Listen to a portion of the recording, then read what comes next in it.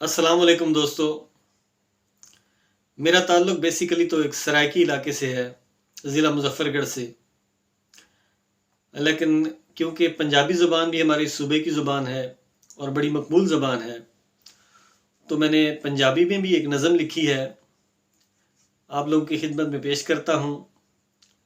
आप फ़ैसला कीजिएगा कि पंजाबी में लिखने की मेरी कोशिश किस हद तक कामयाब रही। पेश खिदमत है पंजाबी नज़म।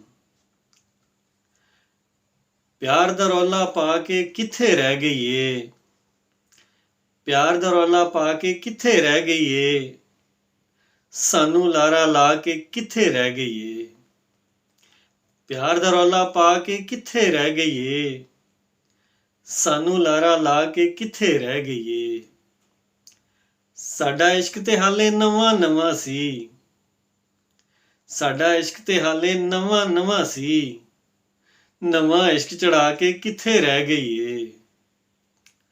ਉਹ ਕਹਿੰਦੀ ਸੀ ਅੱਜ ਤੋਂ ਬਾਅਦ ਤੁਹਾਡੀਆਂ, ਉਹ ਕਹਿੰਦੀ ਸੀ ਅੱਜ ਤੋਂ ਬਾਅਦ ਤੁਹਾਡੀਆਂ, ਕੂੜੇ ਖਾਬ ਦਿਖਾ ਕੇ ਕਿੱਥੇ ਰਹਿ ਗਈ ਏ।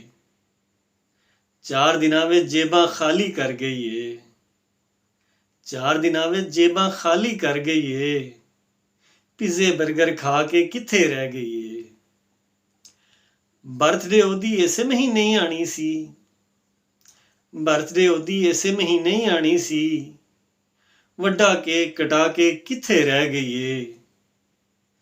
ਗਿਫਟ 'ਚ ਉਹਨੂੰ ਮਹਿੰਗਾ ਸੂਟ ਮੈਂ ਲੈ ਦਿੱਤਾ, ਗਿਫਟ 'ਚ ਉਹਨੂੰ ਮਹਿੰਗਾ ਸੂਟ ਮੈਂ ਲੈ ਦਿੱਤਾ, ਮਹਿੰਗਾ ਸੂਟ ਸਿਵਾ ਕੇ ਕਿੱਥੇ ਰਹਿ ਗਈ ਏ। ਅਸੀਂ ਤੇ ਤਨਖਾਹ ਵੀ ਪੂਰੀ ਲਾ ਦਿੱਤੀ, ਅਸੀਂ ਤੇ ਤਨਖਾਹ ਵੀ ਪੂਰੀ ਲਾ ਦਿੱਤੀ, ਬਜਟ ਖਰਾਬ ਕਰਾ ਕੇ ਕਿੱਥੇ ਰਹਿ ਗਈ ਏ। ਅੱਜ ਮਿਲਣਾ ਸੀ ਰਾਤੀਂ ਅਸੀਂ ਸੁੱਤੇ ਨਹੀਂ, ਅੱਜ ਮਿਲਣਾ ਸੀ ਰਾਤੀਂ ਅਸੀਂ ਸੁੱਤੇ ਨਹੀਂ, ਸਾਰੀ ਰਾਤ ਜਗਾ ਕੇ ਕਿੱਥੇ ਰਹਿ ਗਈ ਏ।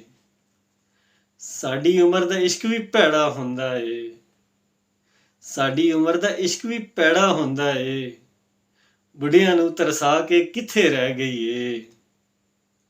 ਸਾਡੀ ਤਾਂ ਹੁਣ ਤੌਬਾ ਇਸ਼ਕ ਮਸ਼ੂਕੀ ਤੂੰ, ਸਾਡੀ ਤਾਂ ਹੁਣ ਤੌਬਾ ਇਸ਼ਕ ਮਸ਼ੂਕੀ ਤੂੰ, ਹੁਣ ਫਿਰ ਉਹ ਵੀ ਰਹਿ ਜਾਏ ਜਿੱਥੇ ਰਹਿ ਗਈ ਏ, ਹੁਣ ਫਿਰ ਉਹ ਵੀ ਰਹਿ जाए जिथे रह गई है। जी जनाब, कैसी लगी आपको नज़म? अपनी राय ज़रूर दीजिएगा, लाइक कीजिएगा और मेरे चैनल को ज़रूर सब्सक्राइब कीजिएगा। शुक्रिया।